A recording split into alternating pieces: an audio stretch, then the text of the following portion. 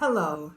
I am very concerned about the Supreme Court decision that's about to be made. Before any feminine movement, before any Roe versus Wade movement, before any of these other movements, there was a major decision made by the Supreme Court that has been affecting the Aboriginal Black American people to this day. That decision was the Dred Scott decision made by the Supreme Court right before the Civil War. In fact, it was what sparked the Civil War back in 1863. And so my concern is that if we don't know our history, then we are bound to repeat it. And there are people in the Supreme Court and in our government that want us to repeat that history because it is of their benefit. Because we are the original people, indigenous people of this land before anyone else. And so on March 23rd, 2020, the Supreme Court rolled back the Civil Rights Act of 1866, rendering a blow to our civil rights. And so that decision made it harder for anyone to prove that their civil rights was violated. And so by that happening, we have to prove 100% that something was racially motivated, and you know that is impossible. And so a lot of these decisions that were made by the Supreme Court was done for our detriment, and so it's imperative that we get some of these underlying policies and laws changed that were done by you saying that, oh, we didn't put you into slavery, we didn't do that, our ancestors did it. Well, your ancestors made laws and policies that you all are trying to still follow and that are killing us. Okay, so we need those policies changed. And so upon my studying, I came across a book to further prove that we are the Aboriginal people of this nation and other lands. Okay, so this book is called The Untold Story of America's Road to Empire, okay, through Indian Territory. And so it talks about this tribal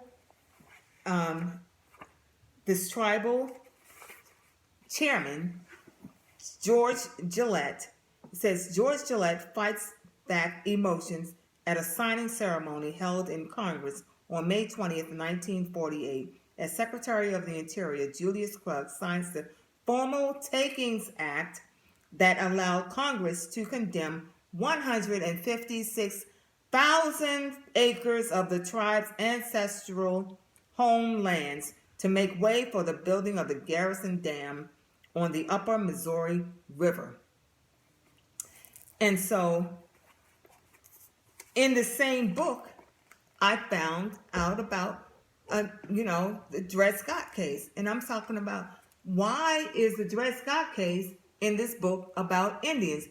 It's because we are the Indians. We are the people that are on that logo, the Washington Redskin logos, the dark red, copper-colored people, okay? The African, so-called African American, who was told that we could not call ourselves indigenous people. We had to say Black, Negro, or colored. So to bring it forward, all right, Andrew Jackson, who we all know was the president, And he wanted to own the judiciary branch of the government. So he made decisions. And so before his presidency ended in 1836, Andrew Jackson appointed 5 new justices, 4 of whom were staunch states' rights activists, thereby commencing an ideological metamorphosis of the nation's highest court that would have delighted his aristocratic predecessor, Thomas Jefferson. Appropriate enough, it was the posthumous legacy of Jackson's court, led by Chief Justice Roger Taney, that completed the work begun by Jefferson's states' rights policies by rendering the faithful Dred Scott decision on the eve of the Civil War. So you know that Thomas Jefferson was a slaveholder. So a lot of these racist policies, the Dred Scott decision was when Dred Scott wanted to become free, and wanted to become a citizen. And so Judge Taney, this racist Supreme Justice, said that a black man has no rights that a white man is deemed to respect, and that people of descendants of slaves were never and will never be citizens of this country. So how you want to tell people who were originally here that they cannot be citizens of this country? And then there's other underlying policies in the Constitution that states that we will not have rights as citizens. So that is why you see these people being murdered and nothing being done about it, because the black prosecutors, have no jurisdiction in the court system. And so that's why they always have to settle. But they need to know our history as well. And it just seems like they don't. All right? It seems like they don't. And I know that they don't, because I've talked to some of them, major ones that are on TV right now, and they know nothing about this history. Because I don't know why they don't, but they don't. I've talked to them and they said they didn't. But we need a policy and we need a treaty. I've talked to government officials. I've sent emails and they wrote me back. But however, what I'm asking for, they said that it would cost too much money in order to straighten out all of this stuff. All right?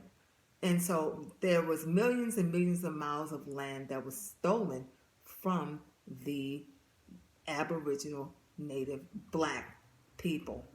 And we were indigenous here and in Jerusalem and Judah, which was North Africa. All right? So there's a lot to it. There were artifacts found that were over 7,000 years old. And some of those artifacts are in Israel's museum from Azusa, California. So there's a whole lot of connection that we have with this land. And so we need prayer and we need our deliverer. Hallelujah, our deliverer. We are a royal priesthood and a holy nation. Kante Shanda Bahaza. Yes, we are. Hallelujah.